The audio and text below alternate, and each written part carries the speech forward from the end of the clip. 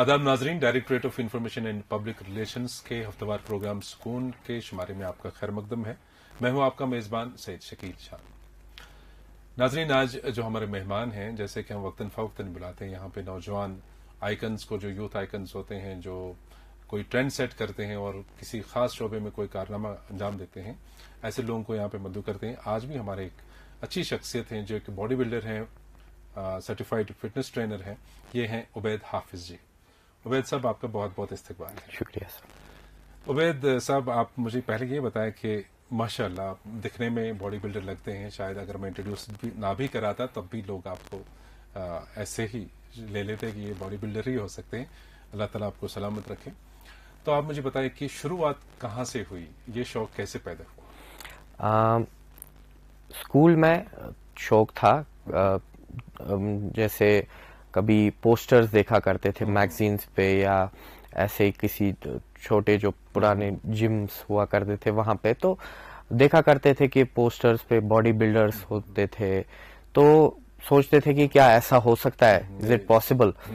तो फिर धीरे धीरे जब थोड़ा स्कूल के लास्ट में 9th 10th स्टैंडर्ड में स्टार्ट हुआ, तो उस टाइम थोड़ा हल्का फुल्का हम भी एक्सरसाइज किया करते थे, थोड़ा वेट मारते रहते थे।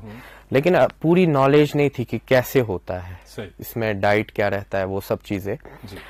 स्टार्ट हुआ असली 2005 से स्टार्ट किया। मैंने एक जिम जाता था मैं, वहां पे मैंने वहां के जो ओनर और ट्रेनर थे उनको मैंने कहा कि मुझे बॉडी बनानी है, फिजिक बनानी है। तो उन्होंने कहा ठीक है, हम आपको गाइड करेंगे, कोई दिक्कत नहीं है।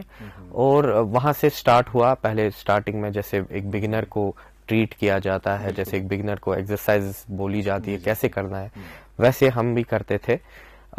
उसके अलावा डाइट में खाना पीना जो भी मतलब घर का होता था वही करते थे, कुछ ज्यादा नॉलेज थी नहीं। फिर आगे बंदे बताते थे कि इसमें अंडे खाने हैं, इसमें वो खाना है, ये खाना है, तो प्रॉपर एक डाइट जी, तो ऐसे वैसे करके थोड़ा बहुत खा लेते थे।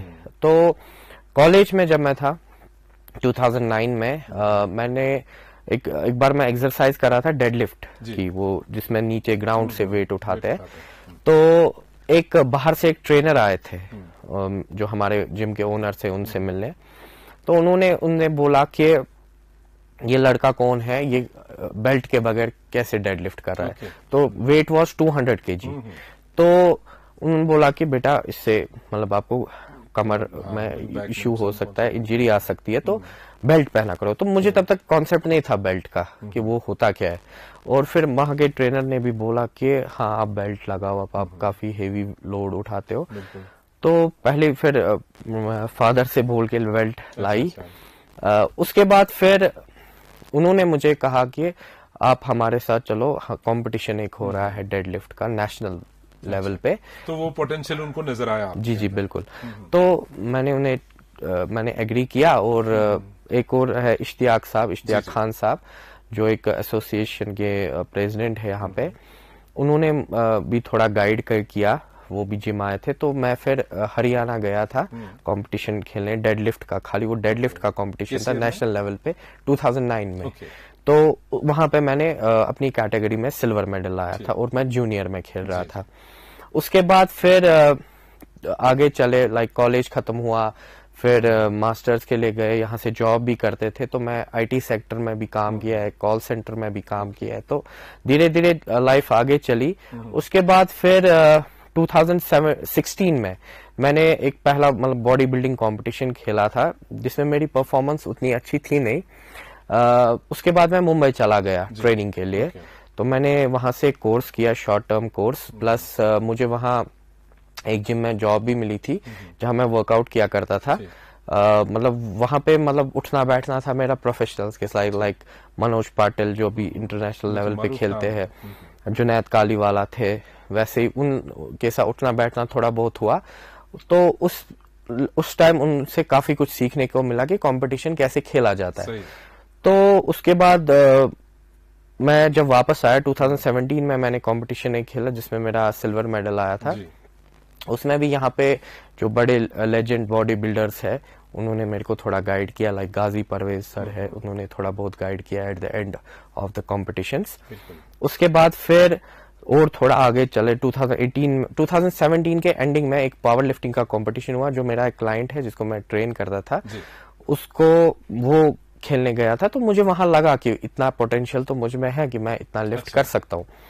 तो उसके बाद फिर मैं 2018 में मैंने कंपटीशन खेला पावर लिफ्टिंग का, जिसमें मेरा गोल्ड मेडल आया पहले। उसके बाद 18 में ही दूसरा कंपटीशन खेला बॉडी बिल्डिंग का, उसमें मैं सेकंड रनर अप आया था। और उस साल मेरी शादी भी हुई थी। जी, शादी के 1 महीने बाद ही मैंने एक और कंपटीशन पावर लिफ्टिंग में खेला था, उसमें भी मेरा गोल्ड आया था। तो ये गोल्ड का सिलसिला कंटिन्यू चलता रहा। तो 2020 में पावर मैन का टाइटल मैंने लिया था, 2020 दिसंबर में, जब कोरोना का टाइम का एंड थोड़ा मतलब थोड़ा बहुत काफी कमी आ गई थी। तो उस टाइम उसके बाद फिर 2 कॉम्पिटिशन्स हुए पावर लिफ्टिंग के, श्रीनगर का और कश्मीर का, जिसमें मेरा मैं ओवरऑल मैं रनर अप आया था। और साथ साथ मैंने मतलब मैं कश्मीर का पहला बंदा हूँ, लड़का हूँ, जिसने एक ही महीने में पावर लिफ्टिंग में भी मतलब टॉप लेवल पे मतलब रनर अप ओवरऑल के लिए आया था। और मैं उसी मंथ में बॉडी बिल्डिंग खेलने जम्मू गया था, सेम मंथ। जी हाँ, बॉडी बिल्डिंग कंपटीशन के लिए, जहां मैं सेकंड रनर अप आया था। काफी बड़ा कंपटीशन था वो, काफी बहुत बड़े एथलीट्स के साथ मैंने स्टेज शेयर किया वहां पे। उसके बाद फिर यहाँ वापस जब कश्मीर आए, फिर से कॉम्पिटिशन्स हुए और मैं फिर ट्रेन भी करता था लड़कों को। मतलब मेरा लड़का एक है, वो पिछले साल रनर अप आया है मेंस फिजिक में। और पावर लिफ्टिंग में भी मेरे लड़के हैं जो अभी गोल्ड सिल्वर ला रहे हैं। जी, जैसे कि हम बात करते हैं कि आप एक जिम में मतलब एक बाकायदा फिटनेस ट्रेनर की हैसियत से काम कर रहे हैं, तो आपके पास हमारे यूथ नौजवान बच्चे आते होंगे, क्या एम होता है? मैक्सिमम यूथ जो आपसे मिलते हैं, पहले इंट्रोडक्शन करते हैं, हमें जिम में एक्सरसाइज कराना है, ये करना है, तो क्या क्या मसले होते हैं?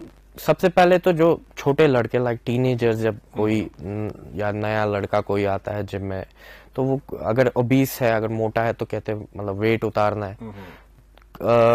लड़के आते हैं जो स्लिम है, वो कहते हैं बॉडी बनानी है।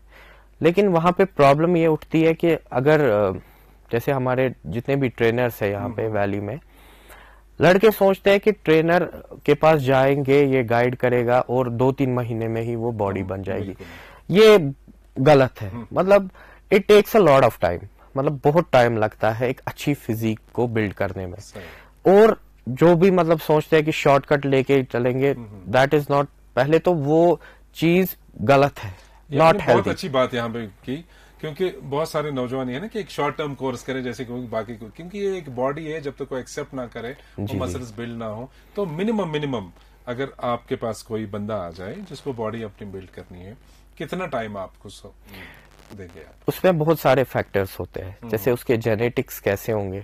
जेनेटिकली कुछ जो गिफ्टेड अच्छे होते हैं उनको ज्यादा टाइम नहीं, जी, उन्हें ज्यादा टाइम नहीं लगता है। जो जेनेटिकली गिफ्टेड नहीं होते, टाइम काफी लगता है, बट ये इसमें पेशेंस होनी चाहिए। किसी भी गेम में पेशेंस है, बट बॉडी बिल्डिंग में बहुत ज्यादा पेशेंस लगती है।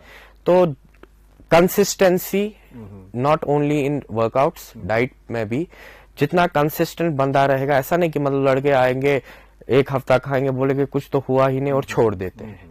इट टेक्स माइनर चेंजेस होने में टाइम लगता है, धीरे धीरे ही आपको एक अच्छी फिजिक बनती है। काफी एक मतलब ट्रेंडिंग है इस वक्त, हमारे जो टीनेजर्स हैं, बच्चे हैं, नौजवान हैं, वो तो जाते ही जाते हैं, लेकिन जो बच्चे हैं अर्ली टीन्स में, अभी मतलब मैंने देखा 12, 13, 14, इसमें भी बच्चे जाते हैं। और कई लोगों से जब मशवरा किया जाता है, उनके पेरेंट्स भी परेशान होते हैं कि इस टेंडर एज में इनको भेजें कि ना भेजें, तो उनके लिए क्या एडवाइजेबल है? आपका क्या है?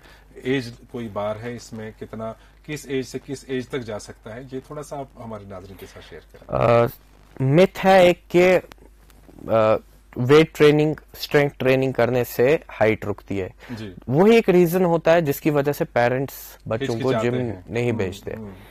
पहले तो ये बात बिल्कुल गलत है, ये मिथ है एक। कोई हाइट नहीं रुकती है। एग्जैक्टली, हाइट का रुकना पहले जो ये है, ऐसा कुछ होता नहीं है।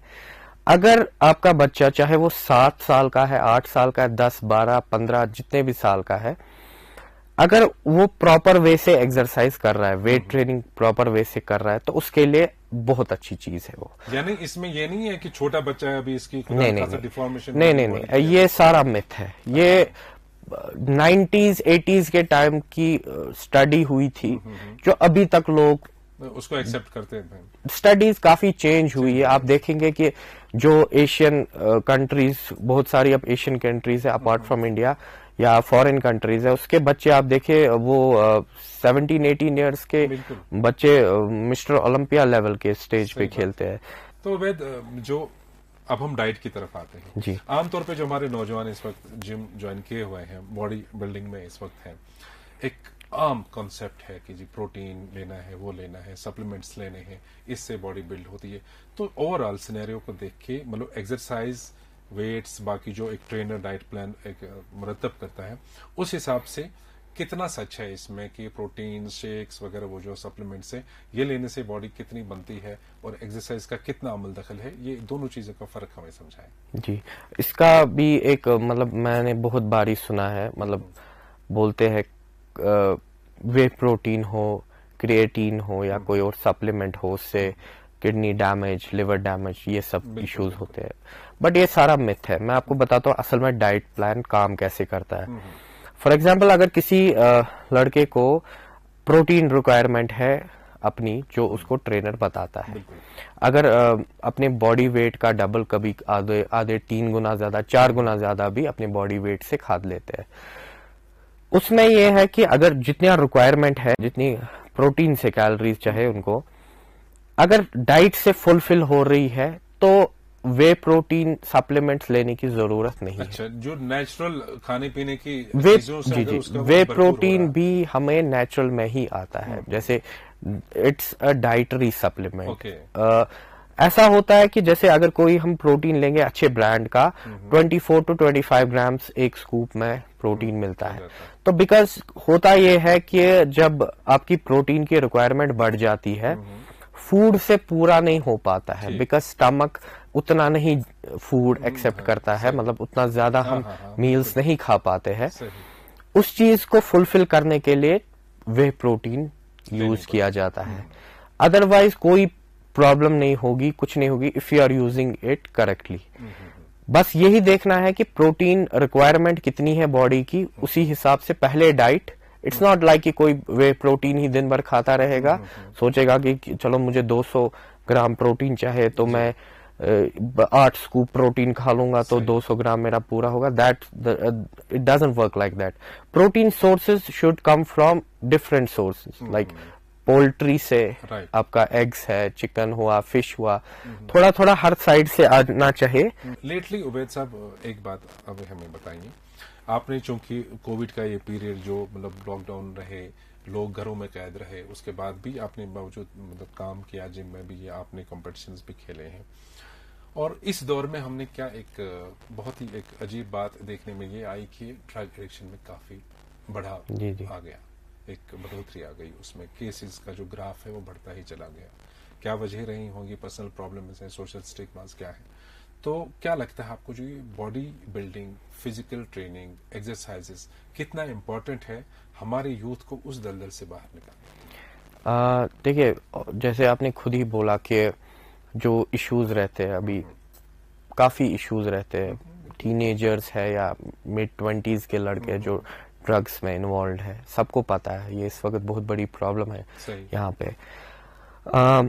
जो एक जिम जाता है बंदा, वो जब खुद को एक शेप में देखता है तो बुरी आदतें ऑटोमेटिकली उससे छूट जाती है, क्योंकि सबसे बेस्ट नशा है खुद को अच्छा देखना। अगर आपके कपड़े जच रहे हैं, अगर आपकी बॉडी अच्छी लग रही है, तो उससे बड़ा नशा मुझे नहीं लगता कोई है। और ये अच्छा नशा है, और ये अच्छा नशा है। उसके अलावा ये है कि हम कोशिश करते हैं, जैसे काफी 1-2 सालों से काफी ऐसे कॉम्पिटिशन्स हुए जो बोलते हैं कि हम चाहते हैं यूथ को इस तरफ ले आना। वो लोग आए, कॉम्पिटिशन्स देखे कि फिजिक कैसे दिखती है, देखे कि पावर लिफ्टर्स कैसे वेट उठाते हैं।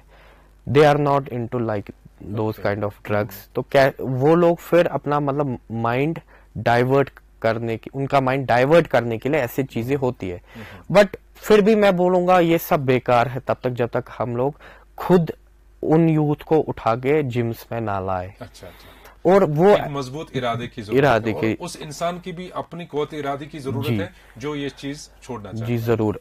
वैद साहब, आज आपने बहुत सारी जो मिथ्स थे, जो तवहुमात थे बॉडी बिल्डिंग जिम के हवाले से, काफी सारी चीजें आपने यहाँ पे आज खोल दी कि और इसकी हकीकी पहलू क्या है उन चीजों के, और जो मिथ्स थे डाइट को लेकर के, एक्सरसाइज, एज लिमिट को लेकर के, इस सारी चीजों पे थोड़ा बहुत जो जितना हो सका हमने महदूद वक्त में वो ठीक करने की कोशिश की, लोगों में वो जागृति लाने की कोशिश की कि ये चीजें नहीं हैं, ये सही है। तो हम यही चाहेंगे कि जो हमारे नौजवान नाजरीन इस वक्त देख रहे हैं आपको, तो एक इंस्पिरेशन, एक तहरीक ले लें वो, और वो भी जिम ज्वाइन करें या एक्सरसाइज करें, अपनी बॉडी की तरफ, अपनी फिटनेस की तरफ ध्यान दें और बिल्कुल हमारे जो मुआशरे के, हमारे समाज के रोशन चिराग बने। इसी उम्मीद के साथ आज के प्रोग्राम से रुखसत लेना चाहेंगे। तो नाजरीन को बताना चाहेंगे कि हमारे जितने भी गुज़श्ता एपिसोड्स हैं सुकून के और आज का एपिसोड है, हमारे सोशल मीडिया प्लेटफॉर्म्स पर दस्तयाब रहते हैं। हमारा जो ऑफिशियल फेसबुक पेज है वो DIPR-JK के नाम से है और इसी नाम से हमारी यूट्यूब चैनल भी हो, ट्विटर हैंडल भी है। हमेशा की तरह इस बार भी हमें आपके फीडबैक का इंतजार रहेगा। उबैद साहब, आपका एक बार फिर शुक्रिया करेंगे, आज आप मसरूफ शेड्यूल में से वक्त निकाल के यहाँ तक आए, हमारे साथ बात की, बहुत बहुत शुक्रिया। नाजरीन, इसी के साथ लेते हैं आपसे इजाजत। खुदा हाफिज।